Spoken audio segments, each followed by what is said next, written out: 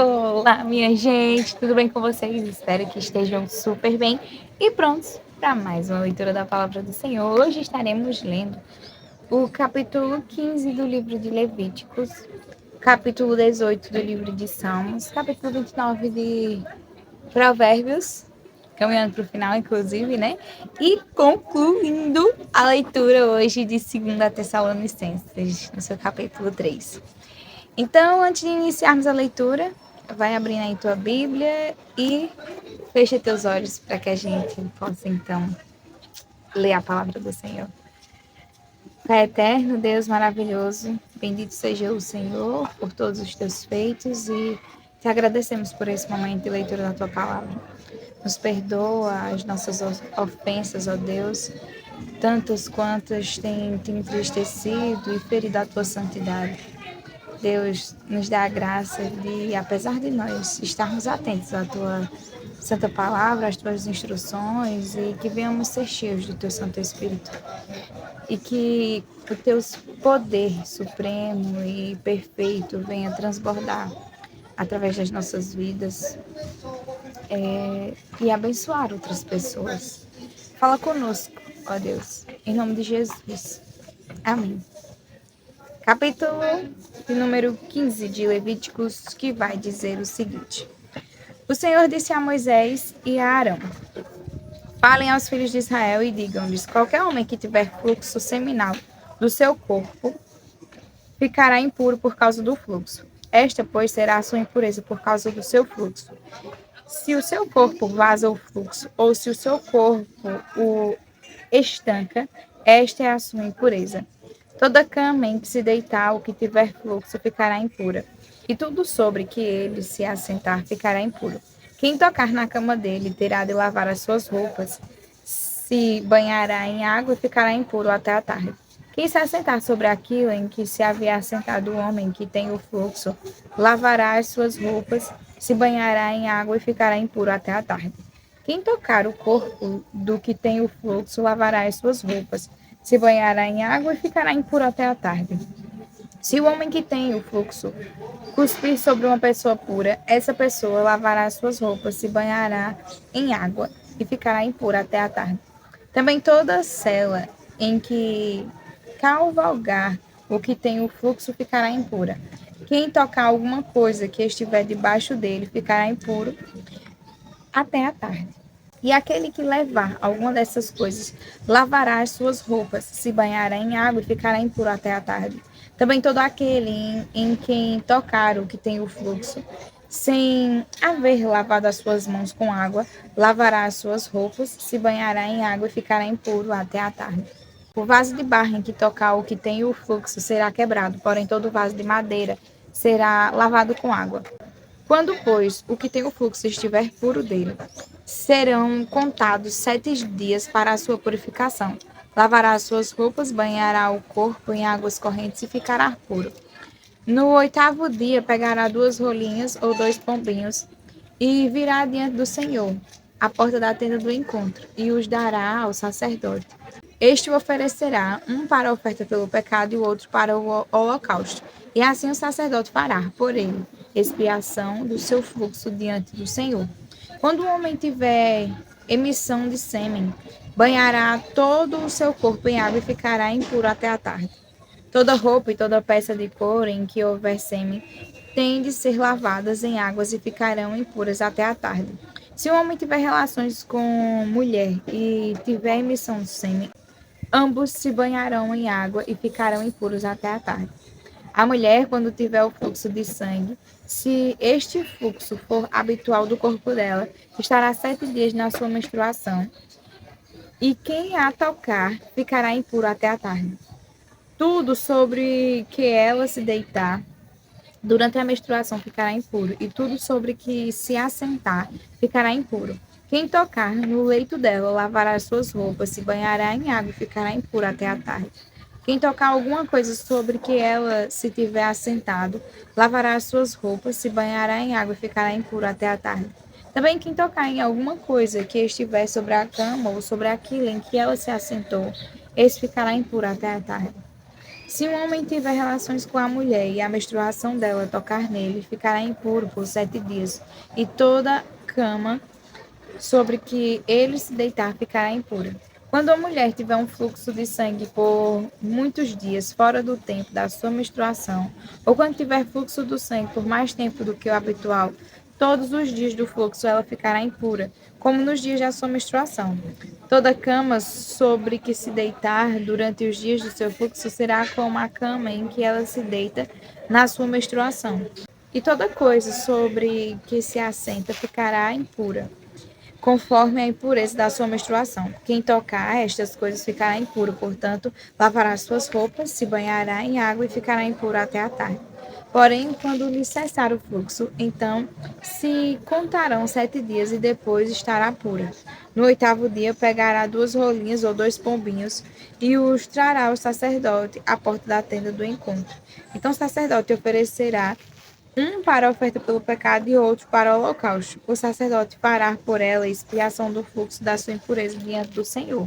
Assim vocês separarão os filhos de Israel das suas impurezas para que não morram nelas, ao contaminarem o seu tabernáculo que está no meio deles.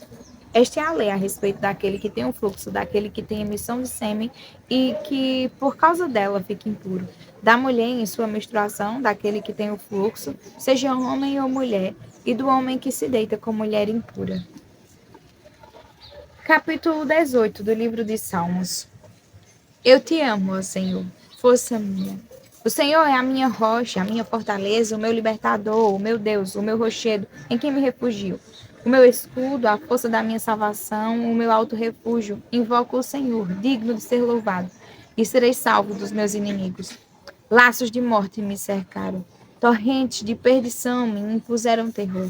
Cadeias infernais me envolveram e tramas de morte me surpreenderam. Na minha angústia, invoquei o Senhor, gritei por socorro ao meu Deus. Do seu templo ele ouviu a minha voz e o meu clamor chegou aos seus ouvidos. Então a terra se abalou e tremeu. Vacilaram também os fundamentos dos montes e se abalaram porque Deus estava irado. Das suas narinas subiu fumaça e fogo devorador saiu da sua boca. Dele saíram brasas ardentes. Ele baixou os céus e desceu e teve ele baixou Ele baixou os céus e desceu e teve sob os pés densa escuridão. Cavalgava um querubim e voou. Foi levado sobre as asas do vento. Das trevas fez um manto em que se ocultou, escuridão de águas e espessas nuvens do céu eram o seu abrigo. Do resplendor que diante dele havia as densas nuvens se desfaleceram em granizo e brasa. Do resplendor que diante dele havia, as densas nuvens se desfizeram em granizo e brasas de fogo. O Senhor trovejou nos céus. O Altíssimo levantou a sua voz, e houve granizo e brasas de fogo. Atirou as suas flechas e espalhou os meus inimigos. Multiplicou os seus raios e os dispersou. Então se viu o leito das águas, e se descobriram os fundamentos do mundo pela tua repreensão, Senhor, pelo sopro impetuoso das tuas narinas. Do alto o Senhor me estendeu a mão e me segurou. Ele me tirou das águas profundas. Livrou-me de forte inimigo e dos que me odiavam, pois eram mais poderosos do que eu. Eles me atacaram no dia da minha calamidade, mas o Senhor me serviu de amparo. Trouxe-me para um lugar espaçoso, livrou-me, porque ele se agradou de mim. O Senhor me retribuiu segundo a minha justiça, recompensou-me conforme a pureza das minhas mãos. Pois tenho guardado os caminhos do Senhor e não me afastei perversamente do meu Deus. Porque todos os seus juízos estão diante de mim e não rejeitei os seus preceitos. Também fui íntegro para com ele e me guardei da iniquidade. Por isso o Senhor me retribuiu segundo a minha justiça, conforme a pureza das minhas mãos na sua presença.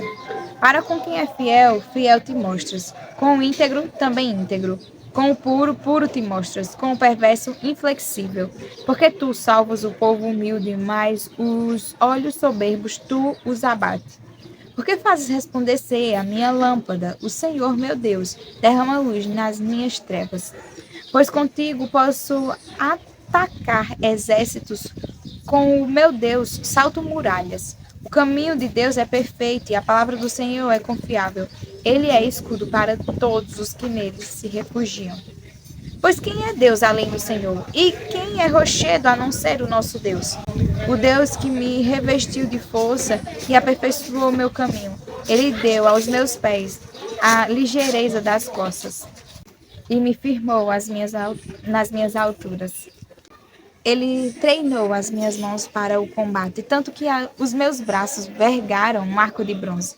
Também me deste o escudo da tua salvação, a tua mão direita me susteve, e a tua clemência me engrandeceu. Alargaste o caminho sobre meus passos, e os meus pés não vacilaram. Persegui os meus inimigos e o alcancei, e só voltei depois de ter acabado com eles. Esmaguei-os a tal ponto que não puderam se levantar. Caíram sobre os meus pés. Pois me cingiste de força para o combate, me submetestes os que se levantaram contra mim. Também puseste em fuga os meus inimigos e os que me odiavam. Eu os exterminei. Gritaram por socorro, mas não houve quem os salvasse. Clamaram ao Senhor, mas ele não respondeu.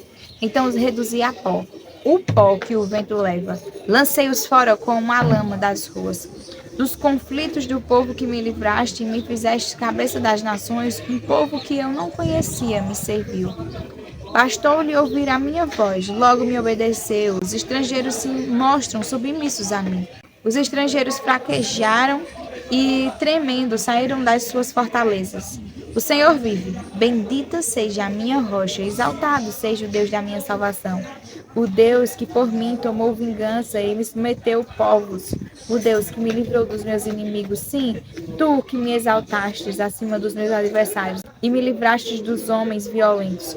Por isso eu te gloriarei entre os gentios, ó Senhor, e cantarei louvores ao teu nome. É ele quem dá grandes vitórias ao seu rei e usa de misericórdia para com o seu ungido, com Davi, a sua posteridade, para sempre. Capítulo 29 do livro de Provérbios. Quem teima em rejeitar a repreensão será destruído de repente, sem que haja remédio.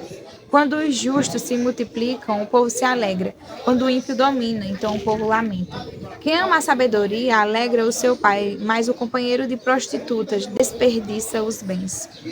O rei justo traz estabilidade ao país, mas o amigo de ímpios o leva à ruína. Quem lisonjeia o seu próximo está armando uma rede para os seus pés.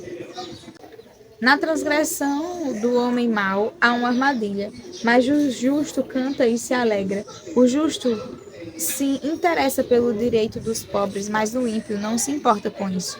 Os zombadores alvoroçam a cidade, mas os sábios acalmam os ânimos. Se o sábio discute com o insensato, quer este se enfureça, quer se ria, não haverá descanso. Os homens sanguinários odeiam o íntegro, mas os retos procuram o seu bem. O tolo derrama toda a sua ira, mas o sábio se domina e a reprime.